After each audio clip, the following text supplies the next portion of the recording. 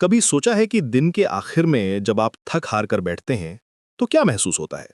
क्या एक सुकून होता है कि आज का दिन बहुत अच्छे से इस्तेमाल किया, या फिर एक हल्की सी बेचैनी कि यार आज भी दिन बस निकल ही गया? हम सब अपनी जिंदगी में कुछ बड़ा करना चाहते हैं, कुछ बनना चाहते हैं, लेकिन हम अक्सर उस एक चीज को नजरअंदाज कर देते हैं जो इन सब सपनों की चाबी है, हमारा समय। हम सब ने सुना है, टाइम इज मनी, समय पैसा है। लेकिन ये कहावत सच कहूं तो आधी ही सही है। पैसा आता है, जाता है, और अगर चला भी गया तो आप उसे वापस कमा सकते हैं। मेहनत करके, स्मार्ट काम करके आप अपना खोया हुआ पैसा वापस पा सकते हैं। पर समय, एक बार जो एक सेकंड चला गया वो चला गया।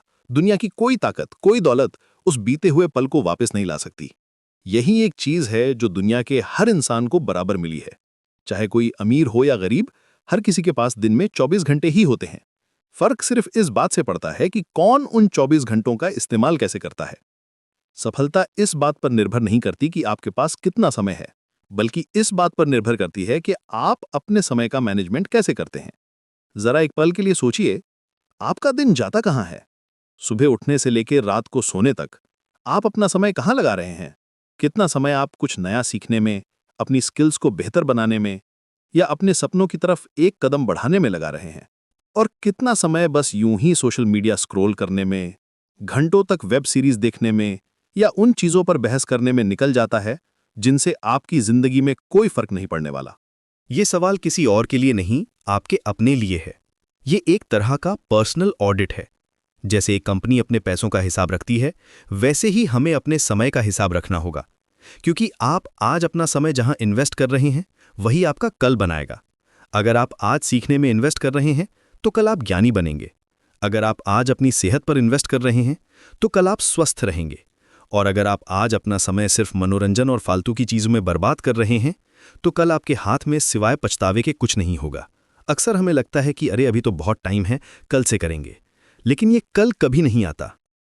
हर दिन जो हम टाल मटोल में गवा देते हैं, वो असल में हम अपने भविष्य से चुरा रहे होते हैं। वो भविष्य जहां आप एक बेहतर इंसान हो सकते थे, ज्यादा कामयाब हो सकते थे, ज्यादा खुश हो सकते थे। समय को नजरअंदाज करना मतलब अपने ही भविष्य को नजरअंदाज करना है। तो सवाल ये उठता है कि करें क्या?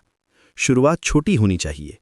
हर दिन के अंत में खुद से बस एक सवाल पूछें कि आज मैंने ऐसा क्या किया जो मुझे मेरे लक्ष्य के करीब ले गया।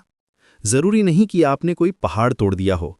शायद आपने बस एक किताब के 10 पन्ने पढ़े हों, या कोई नई स्किल सीखने के लिए 20 मिनट का वीडियो देखा हो, या आपने किसी प्रोजेक्ट पर सिर्फ 1 घंटा काम किया हो। ये छोटे छोटे कदम ही मिलकर एक दिन बड़ी कामयाबी बनते। जब आप अपने समय की इज्जत करना शुरू करते हैं, तो दुनिया आपकी इज्जत करना शुरू कर देती है।